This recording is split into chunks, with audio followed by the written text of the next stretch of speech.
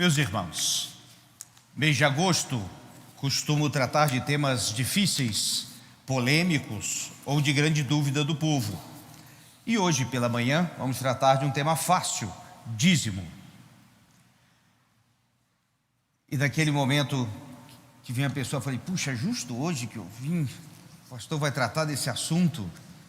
Mas veja, meus irmãos, que há algo de extraordinário em conhecer a doutrina do dízimo. E ela deve nos inspirar. E o texto que nos guia encontra-se em Ageu, capítulo 2, verso 8. Livro do profeta Ageu, capítulo 2, verso 8, que diz assim: minha é a prata, meu é o ouro, diz o Senhor dos Exércitos.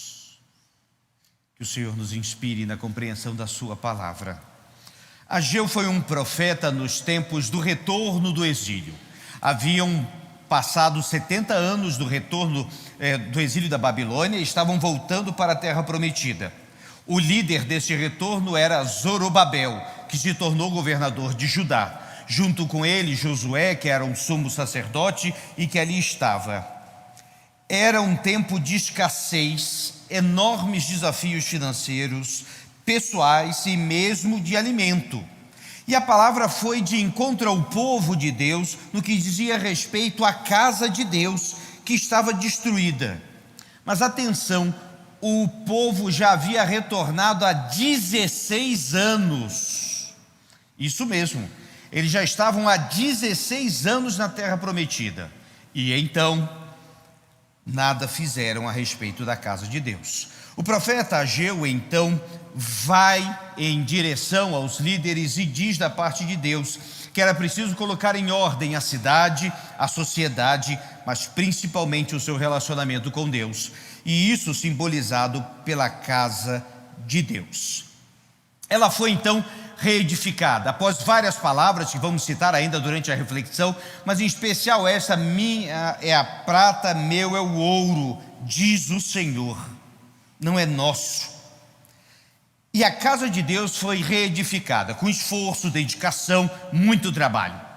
Mas havia alguns antigos que conheceram o primeiro templo, conheceram o templo chamado Templo de Salomão e a sua grandeza e beleza. E quando viram esse novo templo, choravam. Era tão pequeno, tão mais simples, tão singelo. E Deus traz uma nova palavra através de Ageu. E vai dizer que a glória do novo templo seria maior do que o antigo. E que através dele viria a paz. E é claro que aqui o profeta estava falando de Jesus Cristo, o nosso Senhor. Por isso, meus irmãos, aqui colocamos a importância desse texto para nós, porque o tema essencial de Ageu é fidelidade. Isso mesmo, fidelidade. Diante disso, o dízimo era uma prática do Antigo Testamento, comum do povo judeu, de devolver ao Senhor 10% dos seus ganhos. Isso foi primeiramente registrado com Abraão em Melquisedeque, que era sumo sacerdote, e a ele foi devolvido então os 10%, lá em Gênesis 14. Nos tempos da lei de Moisés, isso foi ainda mais organizado e fazia parte do culto, junto com sacrifício, junto com louvores, datas festivas, rituais e o dízimo. No Novo Testamento, Jesus traz uma nova realidade a respeito do dízimo, no que diz respeito ao uso indevido dele, ao comportamento hipócrita e de se as pessoas se importavam apenas com o dinheiro. Ele vai dizer assim, Mateus 23, que a aflição os espera, mestres da lei e fariseus, hipócritas. Tenham cuidado de dar o dízimo da hortelã e do endro e do cominho, mas negligenciam os aspectos mais importantes da lei, justiça, misericórdia e fé. Sim, vocês deviam fazer essas coisas, mas sem descuidar das mais importantes. Aqui perceba, meus irmãos, que Jesus Cristo ele não revogou o dízimo, mas ele vai condenar quando era apenas usado para mostrar aos outros. Mas uma frase interessante, e devo dizer que é uma corrente grande que diz que dízimo não é do Novo Testamento e que não se deve dar o dízimo. E esquece que Jesus disse: sim, vocês deviam fazer essas coisas, mas sem descuidar das mais importantes. Ou seja, era para permanecer. Mas um outro detalhe sobre dízimos e ofertas no Novo Testamento. Se você está pensando, 10% dos ganhos, no Novo Testamento é mais interessante, porque é tudo.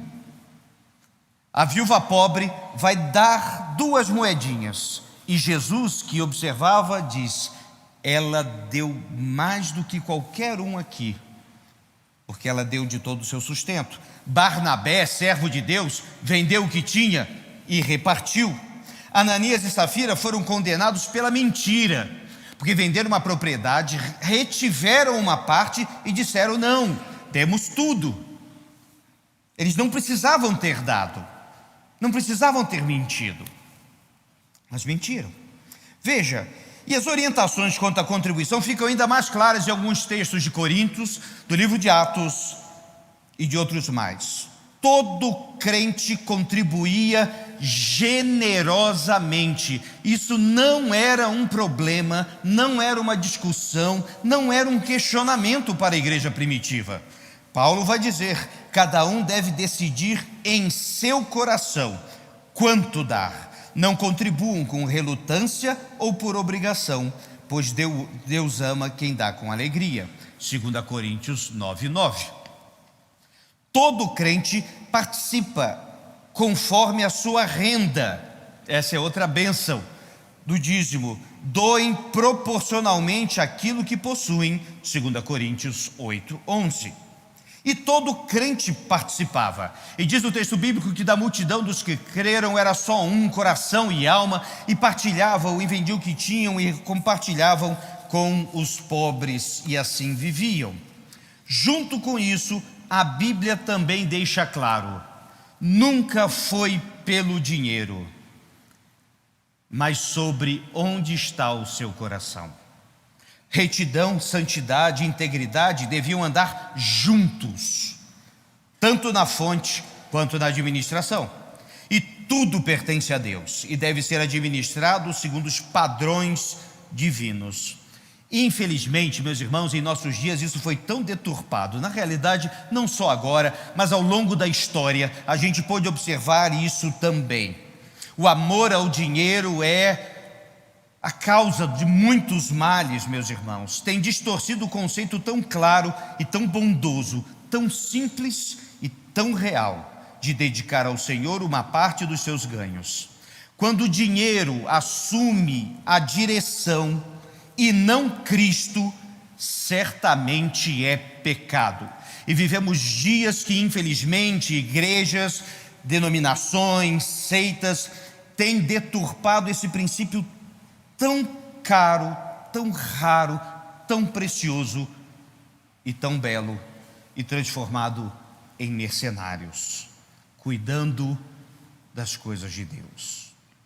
Vamos tentar entender isso. Primeiro, nunca foi pelo dinheiro, mas sobre onde está o teu tesouro. Jesus disse: não acumuleis para vós outros tesouros sobre a terra, onde a traça e a ferrugem corroem, onde os ladrões escavam e roubam, mas ajuntai para vós outros tesouros no céu, onde traça nem traça nem ferrugem corrói, e onde os ladrões não escavam nem roubam, porque onde está o teu tesouro, aí estará também o seu coração. Veja bem, Jesus Cristo vai deixar claro: tem gente que o tesouro é tanto o seu dinheiro que não tem vida, não tem espaço para Deus, não tem espaço para nada. Ser dizimista, ofertante regular, traz alguns princípios claros e muito bons. Primeiro, o sentido não é financeiro, mas de fidelidade. Por isso que Jesus chama a atenção da oferta da viúva pobre, que foi melhor do que as outras. Veja, nunca foi pelo dinheiro. Quando Ageu diz que o ouro e a prata é de Deus, meus irmãos, Deus não precisa do nosso dinheiro. Ele é o Senhor de todas as coisas.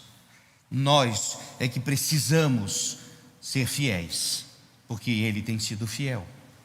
O sentido é espiritual e não material. De que adianta dar o dízimo em pleno pecado, ou de dinheiro ilícito, ou tendo algo contra o seu irmão que Cristo vai condenar? E as situações, às vezes ridículas, que nós vemos em nossos dias, como um grupo de traficantes que dava o dízimo dos seus ganhos. Meus irmãos, isso é errado em muitas áreas. E as pessoas insistem. Isso vale para jogo, porque esse é o certo. É didático, pois aprendemos a trabalhar e viver com 90% da nossa renda. Meus irmãos, se você é dizimista, você não tem dívida. E a gente vai falar sobre dívida.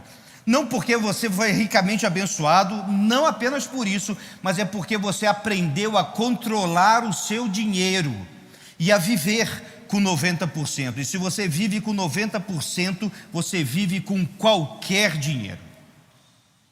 Isso é educativo, é didático. São limites e com retidão. O dízimo também é democrático. A ideia dos 10%, meus irmãos, que foi uma direção dada por Deus no passado, nos ajuda a entender que 10%, como eu falei, de 1 milhão, ou 10% de R$1, tem o mesmo valor para Deus. E deve ter para nós. Retidão, santidade e integridade devem andar juntos, tanto na fonte quanto na administração. Os filhos de Eli, que foi sumo sacerdote nos tempos de Samuel, eles roubavam das ofertas, literalmente, e foram condenados pelo mau uso. Houve os que roubaram da casa de Deus, houve os que ainda mentiram sobre isso, e ainda outros que, seduzidos pelo dinheiro, se corromperam. Fidelidade e santidade têm que andar juntos. Retidão, integridade, tanto da parte de quem dá, como da igreja, que deve ter temor, organização, fiscalização e cuidado, para que nunca possa se falar nada desses bens tão preciosos. Tudo pertence a Deus e deve ser administrado segundo os padrões divinos. É interessante que quando foi dito a respeito de construir o templo lá na época de Ageu, o que chamou a atenção nesse estudo é que levou 16 anos para eles acordarem que o templo precisava ser reconstruído. Uma coisa é você chegar e precisa organizar a sua vida. Tudo bem, vai passar um tempo? Ótimo, mas 16 anos? Eles tiveram que despertar e entender que tudo pertence a Deus. Há um autor, Blanchard, que diz o seguinte: tudo que o crente toca pertence a Deus e não a si mesmo. Lembremos disso. É o princípio da fidelidade que nos mostra que 100% do que somos, temos e vivemos é de Deus, não é nosso. Tudo pertence a Deus. Por isso, não é preciso questionar, é só preciso crer e eu saber que tudo é do Senhor, nossas vidas, bens e nossos dons. Mas agora, quando a gente não entende isso, é como a gente receber um dom de Deus para fazer a obra de Deus e começar a se orgulhar desse dom. Você tira a glória de Deus e bota a glória em si mesmo. Da mesma forma, tudo que temos pertence ao Senhor. Assim, o uso do nosso dinheiro, de nossos bens, mostra quem somos. Por isso que onde estará o teu tesouro, estará também o teu coração. Chegamos aqui ao problema da dívida. E veja, gente, conhecemos a realidade brasileira. Não é fácil, mas quem é mais antigo nunca foi. Conhecemos a realidade dos nossos dias, as crises econômicas globais e territoriais. Conhecemos e sabemos que o preço das coisas estão altas, Quem faz compra no mercado sabe o que é isso, e de voltar apavorado. Mas é preciso lembrar, e talvez uma pergunta que muitas vezes a gente ouve, mas poucas vezes a gente tem a resposta: eu estou passando por uma triste dificuldade financeira. Como ser dizimista, se o banco já me toma tudo assim que entra? Essa é uma realidade de muitos. É preciso lembrar que a maioria, eu não estou dizendo todas, mas a maioria das dificuldades financeiras partem do princípio que usou mais do que ganhou, ou seja, usou errado. Há um hábito, e houve uma pesquisa que boa parte dos brasileiros gastam 120% do que ganham, e por isso estão tão enrolados. É uma pequena brecha e se enrola com juros e mais juros e outras coisas mais. Não questionamos a economia dura, financeira, o aumento dos preços, mas questionamos o mau uso do dinheiro para a sua própria cobiça e para elevar o seu ego. E depois, culpa a Deus, culpa o mundo, quando deveria ficar bem claro que é preciso entender como está a sua realidade. Alguém já disse que comprar alguma coisa por vaidade é você gastar o que não tem para agradar quem você não gosta, para ficar endividado depois. E às vezes é assim. É um uso disso ou daquilo outro e sem sentido. E o que fazer? É preciso lutar com toda a força para arrumar a sua vida. E isso é possível. Só que isso vai envolver corte de despesas. Isso vai envolver negociação de dívidas, correr atrás com trabalho, sem preguiça, sem orgulho, sem vaidade, para acertar a sua vida diante dos homens e diante de Deus. Acerte a sua vida espiritual, porque veja bem, meus irmãos, qual o problema da dívida? Você não vai dormir, você vai ficar incomodado, você vai ficar aflito, talvez caia numa depressão e vai se afastar de Deus. Por isso, acerte a sua vida espiritual, acerte a sua vida espiritual. Cuidado com bancos e ofertas financeiras fáceis e lucros rápidos. Meus irmãos, crente ganha vida trabalhando, e é o que devemos fazer.